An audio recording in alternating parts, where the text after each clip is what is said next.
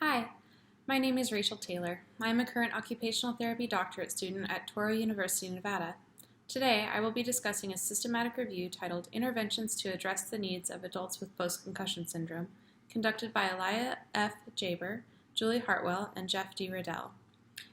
The level of evidence of this systematic review is 1A, based on the AOTA levels of evidence.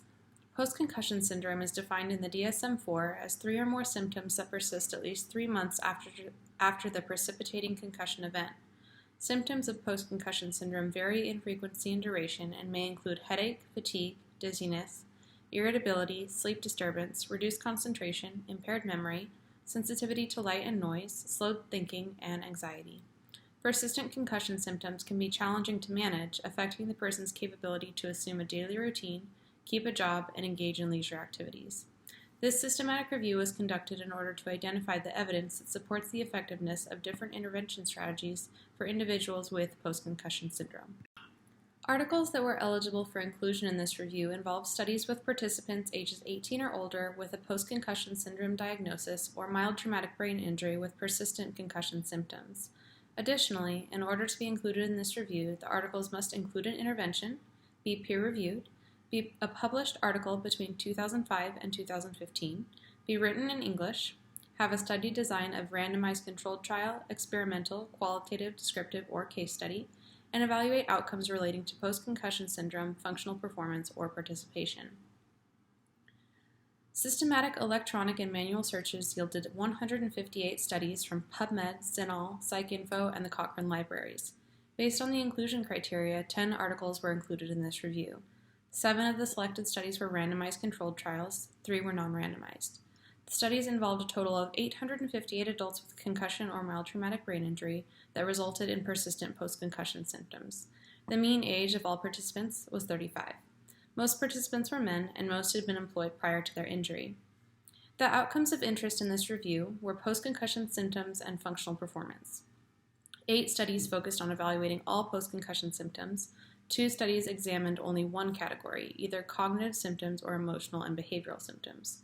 Interventions were grouped into 5 categories: psychotherapeutic interventions, social work interventions, rehabilitation and individualized interventions, self-management strategies, and hyperbaric oxygen therapy.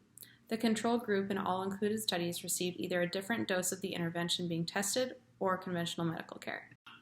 The findings of this systematic review suggest that cognitive behavioral therapy, psychotherapy, social work, and self-management interventions are effective in the management of post-concussion syndrome and may be useful as adjunct therapies to enhance the common intervention practice of cognitive and physical rest, followed by a graded aerobic exercise program used in the treatment of uncomplicated concussion.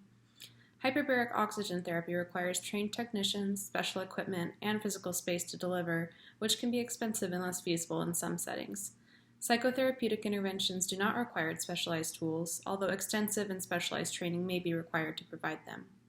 CBT, psychotherapy, social work, and self-management interventions appear to be beneficial for adults with lingering post-concussion symptoms, perhaps by helping them understand their condition and supporting them to adopt alternative coping strategies to deal with persistent symptoms. This review included studies that used a mix of research designs and analyses, with the majority having medium to high quality.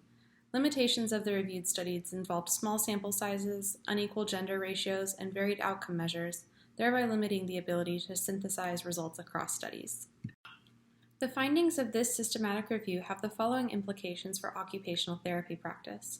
Occupational therapy practitioners should follow an individualized approach to the management of post-concussion syndrome, taking into consideration clients' preferences and needs. Occupational therapy interventions designed for adults with post-concussion syndrome should include education and counseling about those persistent symptoms to enable clients to understand their situation and reduce the stress associated with lingering symptoms. Interventions for adults with post-concussion syndrome should incorporate suggestions for self-management strategies to cope with symptoms and to be more active in everyday life. Thanks for watching.